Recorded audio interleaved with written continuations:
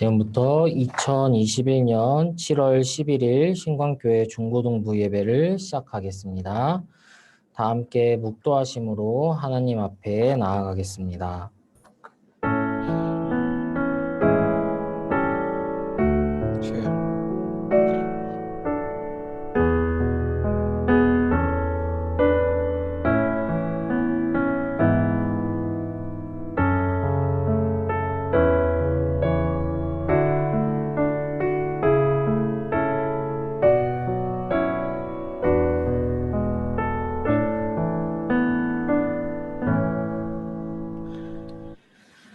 왕이신 나의 하나님, 내가 주의 이름을 높이고 영원히 주의 이름을 송축하나이다. 아멘. 십자가의 은혜로 저희를 구속하시고 우리를 하나님의 자녀로 삼아주신 그 놀라운 은혜에 감격하여 이렇게 예배의 자리로 나아갑니다.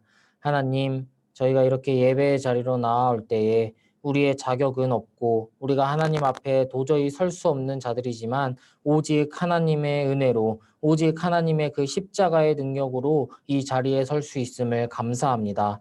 주님, 비록 코로나로 인하여 예배당에 나와 주님과 함께 주님 앞에 나와서 공동체로 모여 예배를 드리지는 못하지만 각자의 상황 속에서 각자의 처한 자리에서 진심으로 주님을 영접하고 진심으로 주님을 경배하는 그런 예배 시간이 될 수 있도록 주님 인도하여 주시옵소서. 오늘 예배의 시종을 주님께 맡겨드리오며 예수님의 이름으로 기도합니다. 아멘. 함께 신앙 고백 하시겠습니다. 나는 전능하신 아버지 하나님 천지의 창조주를 믿습니다. 나는 그의 유일하신 아들 우리 주 예수 그리스도를 믿습니다. 그는 성령으로 잉태되어 동정녀 마리아에게서 나시고 본디오 빌라도에게 고난을 받아 십자가에 못 박혀 죽으시고 장사된 지 사흘 만에 죽은 자 가운데서 다시 살아나셨으며 하늘에 오르시어 전능하신 아버지 하나님 우편에 앉아 계시다가 거기로부터 살아있는 자와 죽은 자를 심판하러 오십니다. 나는 성령을 믿으며 거룩한 공교회와 성도의 교제와 죄를 용서받는 것과 몸의 부활과 영생을 믿습니다. 아멘. 나는 예배자입니다. 찬양하겠습니다. 나는 하나님을 예배하는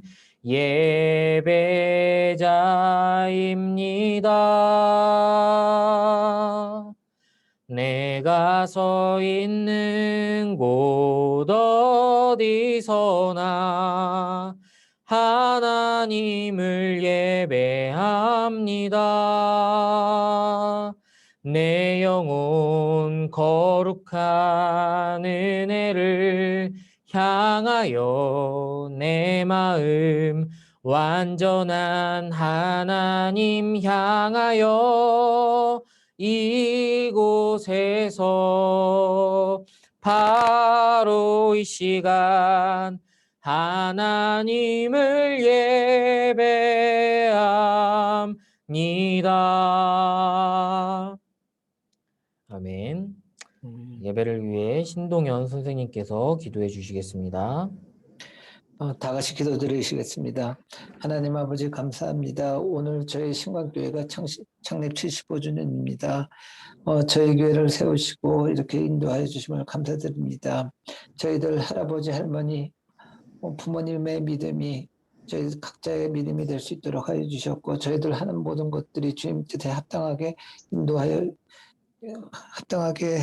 인도하여 주시옵소서. 주님, 저희가 지금 한 자리에 모여 같이 예배드리고 찬양드리지는 못하지만 온라인으로라도 이렇게 같이 예배드릴 수 있도록 하여 주심을 감사드립니다. 저희가 주어진 처한 환경에서도 주님만을 바라보며 경배와 찬양드릴 수 있도록 하여 주심을 감사드립니다. 주님, 코비드 19이 다시 확산되고 있습니다. 저희들이 이 과정에서 여러 가지 사정으로 비대면으로 예배드리고 있지만 저희들이 주님이 허락하시는 지혜와 건강으로 모든 것을 잘 극복하고 이겨나갈 수 있도록 도와주시옵고 인도하여 주시옵소서. 주님, 이제 한 학기가 마무리되어 갑니다. 저희들 기말고사와 여러 가지 시험 그리고 방학 준비 등으로 바쁩니다. 특히 고3 수험생들 그 몸과 마음이 바빠갑니다. 주님, 저희들이 늘 바쁜 과정에서도 주님을 바라보고 기도하며 주님께 지혜를 구할 수 있는 저희들의 믿음을 더하며 저희들의 신앙을 키워갈 수 있는 그런 학창생활 될 수 있도록 도와주시고 인도하여 주시옵소서. 주님, 저희가 이렇게 기도하고 저희가 생활하는 것들이 저희가 항상 저희 생각 마음으로만 하는 것이 아니라 저 어떠한 환경 속에서든 간에 저희가 항상 기뻐하며 쉬지 말고 기도하고 범사에 감사하며 주님께 더 나아갈 수 있도록 도와주셨고 인도하여 주시옵소서. 주님, 저희가 형편이 다시 나아져서 주님이 그 허락하신 사회가 안정이 되고 저희들 여러 가지 형편이 나아져서 다시금 저희가 대면 예배를 드리는 그날을 소망하며 주님 그날에 주님을 경배하고 찬양할 수 있도록 도와주시옵소서. 그날의 속히 오기를 바라가며 우리를 위해 돌아가신 예수 그리스도 이름 받들어 기도드렸습니다. 아멘.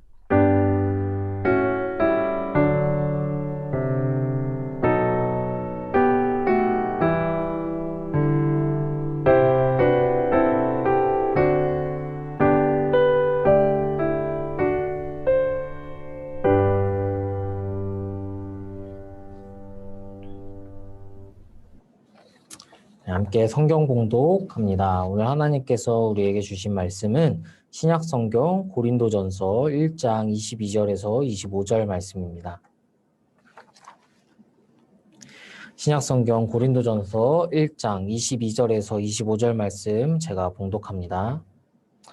유대인은 표적을 구하고 헬라인은 지혜를 찾으나 우리는 십자가에 못 박힌 그리스도를 전하니 유대인에게는 거리끼는 것이요 이방인에게는 미련한 것이로되 오직 부르심을 받은 자들에게는 유대인이나 헬라인이나 그리스도는 하나님의 능력이요 하나님의 지혜니라. 하나님의 어리석음이 사람보다 지혜롭고 하나님의 약하심이 사람보다 강하니라. 아멘. 이것은 하나님의 말씀입니다. 네, 오늘 말씀 제목은요. 하나님의 능력 십자가라는 제목으로 우리 함께 주님께서 주시는 말씀을 듣도록 하겠습니다. 네, 여러분 반갑습니다. 네, 오늘 또 이렇게 주일 예배로 만나 뵙게 되었습니다. 여러분들 아마 잘 알고 계시겠지만 지금 서울 경기권의 코로나 상황이 매우 좋지 않습니다. 제가 일전에 저희가 이제 곧 대면 예배를 통해 볼 수 있지 않을까 했는데요. 너무 섣부른 추측이었다는 것을 알게 되었습니다. 예, 그래서 저희 중고등부 대면 예배는 당분간은 더 미뤄야 될 것 같습니다.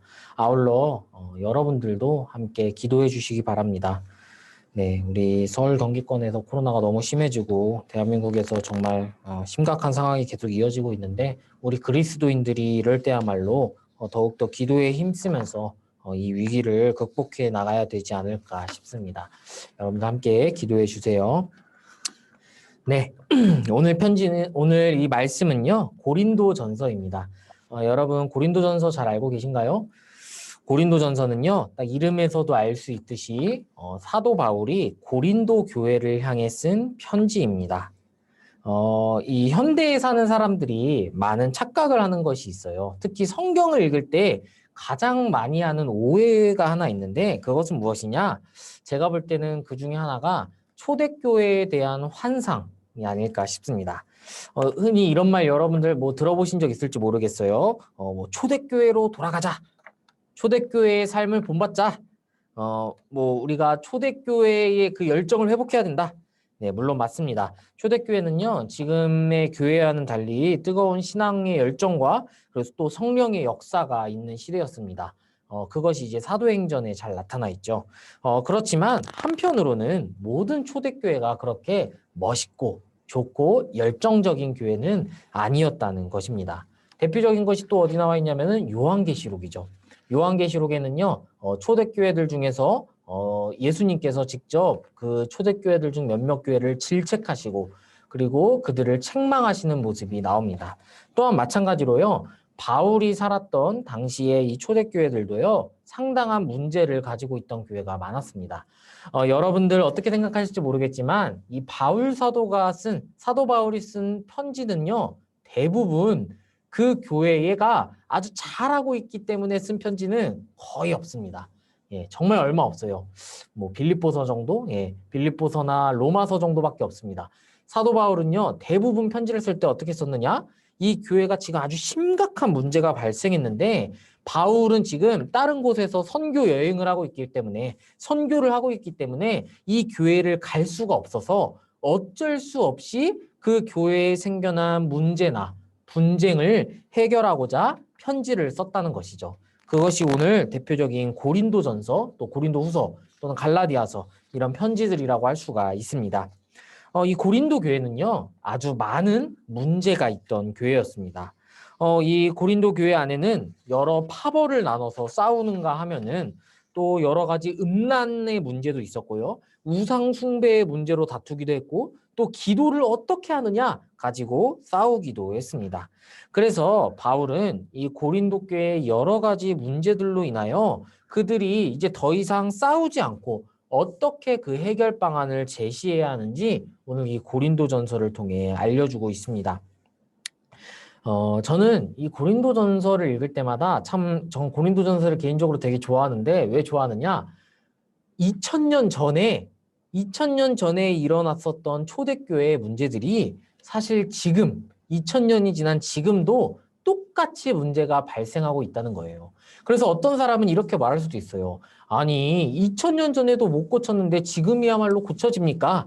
뭐 어떤 사람은 이렇게 말할 수도 있겠습니다. 하지만 저는 한편으로 그 2000년 전에 사도 바울이 보냈던 편지가 오늘날 우리에게 이렇게 하나님의 말씀으로 오고 있다면 그것은 오늘날에도 우리에게 하나님의 진리가 주는 유익함이 있지 않을까 저는 그렇게 생각해 봅니다. 그렇기 때문에 그 2000년 전에 사도 바울이 하나님의 영감을 받아서 이 고린도 교회에 있었던 분쟁을 해결하고자 보냈던 그 편지가 오늘 우리에게도 지금 이 21세기를 살아가는 여러분들에게도 똑같이 유효하다고 생각합니다.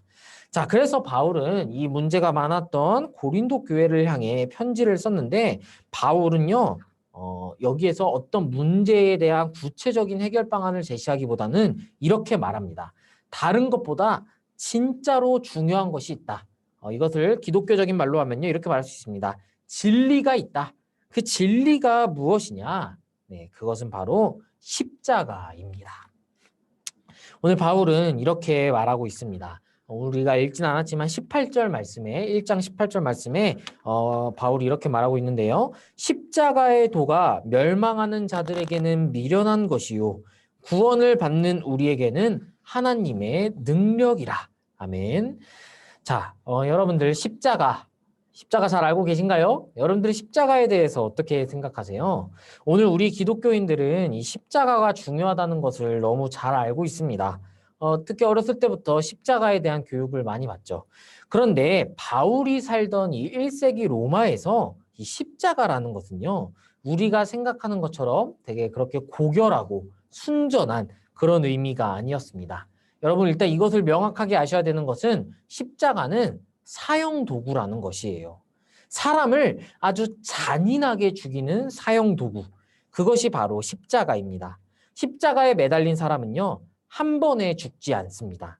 십자가에 팔, 다리가 못 박혀서 계속해서 피가 나오고, 그리고 자기 몸무게로 인해서 못이 손과 발을 다 찢고 나오게 됩니다. 그래서 우리가 알 때는 보통 십자가를 못만 박은 줄 알지만 그렇지 않아요. 왜냐하면은 못이 살을 다 찢어버리기 때문에 팔을 동동동동 십자가에 묶어놓고 못을 박았습니다. 그 정도로 잔인한 형벌이라는 것이죠. 그러니까 십자가에 매달린 사람은 팔다리가 못 박혀서 계속해서 피가 흐르고 몸무게는 처지고 그리고 자기 몸무게로 인해 계속 부담을 받으면서 그리고 심지어 온몸이 발가벗겨져서 수치를 당하면서 그렇게 고통스럽고 끔찍하게 죽어가는 것, 그것이 바로 십자가라는 것이죠. 그런데요, 여러분, 로마가 이 십자가형을 아무한테나 선고하지는 않았습니다. 그냥 길 가는 사람한테 너 십자가형이야! 이러진 않았다는 것이죠. 로마는 십자가형을 선고할 때 이런 의미가 있는 거예요. 자, 이것이 바로 로마의 힘이다. 누구든지 로마에 대항하거나 황제의 권력에 대드는 자는 이렇게 된다. 사람들 앞에서 수치를 당하면서 잔인하게 죽게 될 것이다. 이것이 바로 십자가형의 의미였던 것이죠. 그래서 이 십자가형은 특히 노예들이 반란을 행하거나 또는 반란군의 대장들에게 자주 행해지던 처형법이었습니다.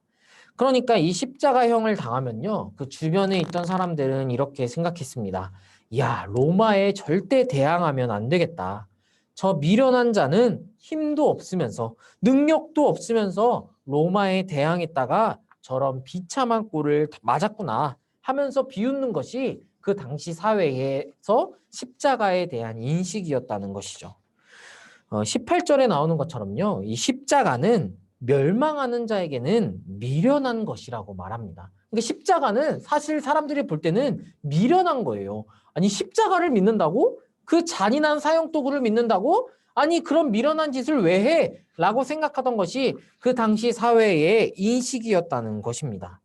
그런데 바울은 여기에서 아주 놀라운 이야기를 말하고 있습니다. 그것이 무엇이냐? 구원을 받는 우리에게는 그 십자가가 하나님의 능력이 된다.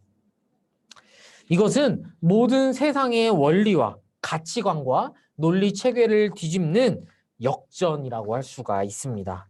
바울 당시의 사람들에게 이 십자가란 끔찍한 사형 도구이자 구원의 능력이 아니었습니다. 많은 사람들은요, 각자 자기가 생각하는 구원의 방법이 있었습니다. 대표적인 것이 이제 22절에 나오는 말씀인데, 딱 이 22절을 읽어보면은 이 당시 사람들이 가장 중요하게 생각했던 가치가 무엇인지를 깨달을 수가 있습니다. 22절, 유대인은 표적을 구하고 헬라인은 지혜를 찾으나. 자, 유대인들은요, 하나님의 능력이 나타나는 증거, 그러니까 다르게 말하면 표적을 구했습니다. 그래서 이러한 모습이 복음서에도 나타나요. 마태복음, 마가복음, 누가복음에는 특히 마태복음 16장에는요. 바리새인과 사두개인들, 그러니까 유대인들이 예수님을 찾아가서 뭐라고 하냐면은 예수님, 하늘로부터 오는 표적을 보여주십시오. 그러면 우리가 예수님 인정하겠습니다. 그러면은 우리가 예수님이 메시아라는 거 믿겠습니다. 라고 합니다. 그러니까 쉽게 말해서 예수님이 표적만 보여주면은 예수님이 구원자, 메시아라는 것을 믿겠다는 거예요. 근데 예수님이 어떻게 하셨을까요? 예수님은 그들의 요청을 거절하셨습니다. 왜냐하면은 그런 식으로 예수님께서 모든 영광을 다 보이시고 기적으로 그들을 구원하는 것은 하나님의 방식이 아니기 때문입니다. 그래서 유대인들은요, 이 예수님이 표적을 보여주지 않자 예수님을 믿지 않았습니다. 예수님은 마치 출애굽기에 나오는 모세처럼 모세가 홍해를 가르듯이 이런 놀라운 기적, 놀라운 표적을 원했습니다. 그래서 자신들을 이 로마의 압제로부터 해방시켜 줄 것이라고 생각했던 것이죠. 자, 그렇다면 헬라인은 어땠을까요? 헬라인은요, 지혜를 원했습니다. 여러분들이 생각하는 헬라인 어떤 사람이 있을까요? 제가 아마 이름을 말하면 한 번쯤 들어봤을 수도 있습니다. 이 그리스 로마에서 유명한 사람들, 철학자들이 누가 있습니까? 플라톤, 소크라테스, 아리스토텔레스. 이 헬라인들은요, 이렇게 논리적인 지혜를 원했어요. 논리적이고 설득력이 있고 합리적인 지혜를 추구했습니다. 그래서 그리스 로마에서는 이런 지혜 있는 논리가들이 유명해졌고 명성을 얻었습니다. 대표적인 것이 아까 말했던 플라톤이라는 사람이에요. 소크라테스도 마찬가지요.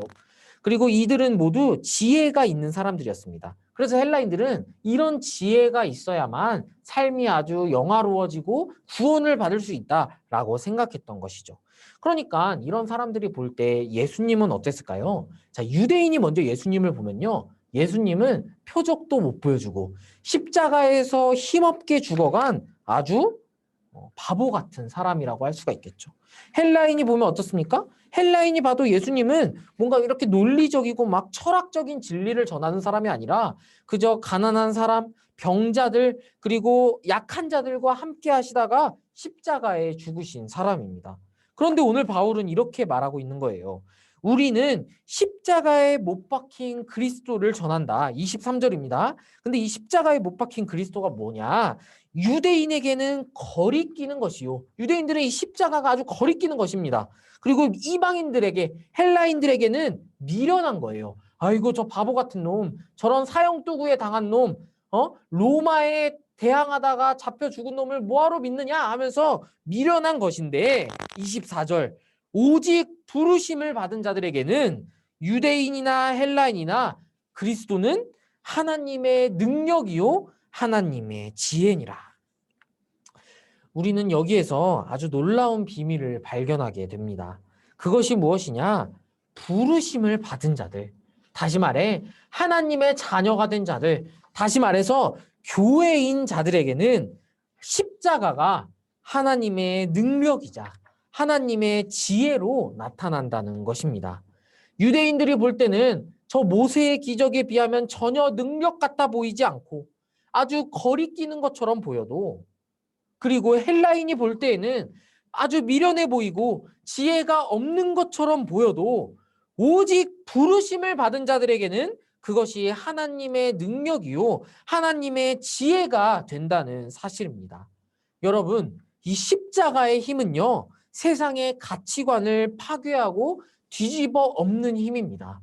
이 세상 사람들이 볼 때 이 십자가는요, 아주 미련해 보이고 아주 거리끼고 피 쓸데없어 보입니다. 그런데 이 교회 안에 들어와서 예수님의 은혜를 체험한 사람들, 그 십자가의 능력을 체험한 사람들은요, 이 십자가가 하나님의 능력이자 하나님의 지혜라는 사실을 깨닫게 됩니다. 유대인들이 생각했던 가치관, 헬라인들이 생각했던 세계관을 모두 뒤집어 엎는 것, 그것이 바로 십자가라는 것이죠. 그리고 이 복음의 힘은요, 오늘 우리에게도, 오늘 이 21세기를 살아가는 우리에게도 여전히 유효합니다. 여러분, 이 십자가는 1세기의 유대인들, 헬라인들의 세계관을 전부 뒤집어 엎었습니다. 그렇다면 이 21세기에도 그럴 수 있을까요? 그럴 수 있습니다. 저는 그렇게 믿습니다. 어떤 사람은요, 돈이 세계에서 최고라고 말합니다. 돈만 있으면 무엇이든지 할 수 있다고 해요. 입으로는 말 안 해도 생각으로는 그렇게 하는 사람들이 너무나도 많아요. 어떤 사람은요, 능력을 강조합니다. 능력이 있어야 돼. 능력으로 뭐든지 헤쳐나갈 수 있어. 또 어떤 사람은 학벌을 강조해요. 서울대 나와야지. 연고대는 나와야지. 어떤 사람은 명예를 강조합니다. 어떤 사람은 인맥을 강조해요. 이런 것들을 갖추지 못한 사람은요, 어리석은 사람, 미련한 사람, 그렇게 약한 사람이 되는 것이죠.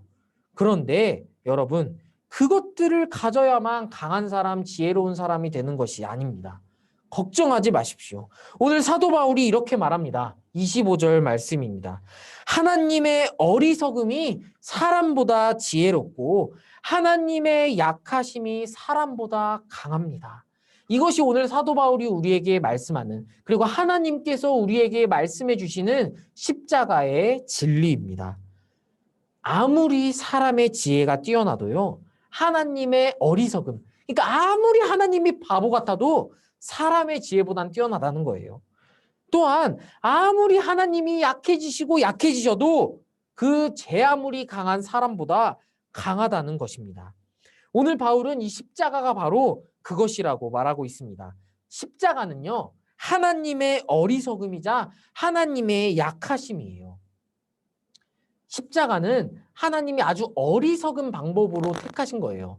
무슨 뜻이에요? 하나님이 마음만 먹으면 말씀 한마디로 다 구원하고 예수님도 죽지 않게 하고 순식간에 이 세상을 바꾸실 수 있지만 하나님은 어리석은 방법, 십자가를 통해서 우리를 구원하기로 작정하셨습니다.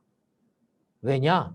그분이 직접 인간이 되셔서 우리의 고통을 체험하시고 우리의 고통을 함께 나누시고 그러고 우리의 죄를 대속하여 우리의 죄를 대신하여 죽으시기 위하여 십자가를 선택하셨다는 것이죠. 이 하나님의 어리석음, 이 하나님의 약하심이야말로 우리가 모든 사람들이 지혜롭다고 생각하는 것, 강하다고 생각하는 것보다 더욱더 뛰어난 능력이라는 것입니다.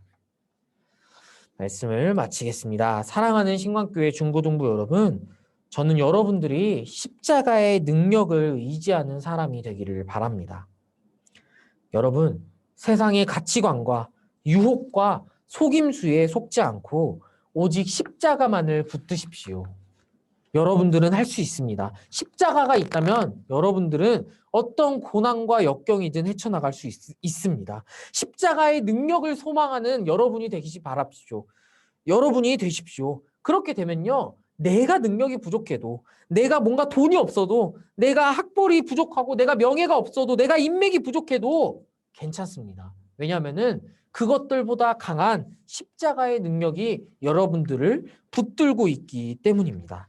그렇게 십자가의 능력을 소망하는 여러분이 되시기를 주님의 이름으로 축복합니다. 기도하겠습니다. 사랑과 은혜가 많으신 주님, 오늘 십자가를 통해 우리를 구원하시고 우리에게 그 놀라운 은혜를 주님 더하여 주시니 감사합니다. 오늘 고린도전서의 말씀을 통해 우리는 십자가가 얼마나 중요한 것인지 배웁니다. 세상의 가치관과 모든 것을 다 뒤집어 엎고 그 위에 서시는 하나님의 지혜와 하나님의 능력, 그 십자가를 바라보게 하여 주십시오. 주님, 그 십자가의 능력을 의지하여서 우리는 비록 약하고 부족하고 주님 앞에서 너무나도 연약하지만 십자가로 인하여 우리가 강하여지고 담대해지고 모든 것을 할 수 있다고 고백할 수 있는 그런 우리 신광교회 중고등부가 될 수 있도록 주님 인도하여 주십시오. 감사드리며 예수님의 이름으로 기도합니다. 아멘. 네, 함께 주기도문으로 예배를 마치도록 하겠습니다. 하늘에 계신 우리 아버지, 아버지의 이름을 거룩하게 하시며 아버지의 나라가 오게 하시며 아버지의 뜻이 하늘에서와 같이 땅에서도 이루어지게 하소서. 오늘 우리에게 일용할 양식을 주시고 우리가 우리에게 잘못한 사람을 용서하여 준 것 같이 우리 죄를 용서하여 주시고 우리를 시험에 빠지지 않게 하시고 악에서 구하소서. 나라와 권능과 영광이 영원히 아버지의 것입니다. 아멘.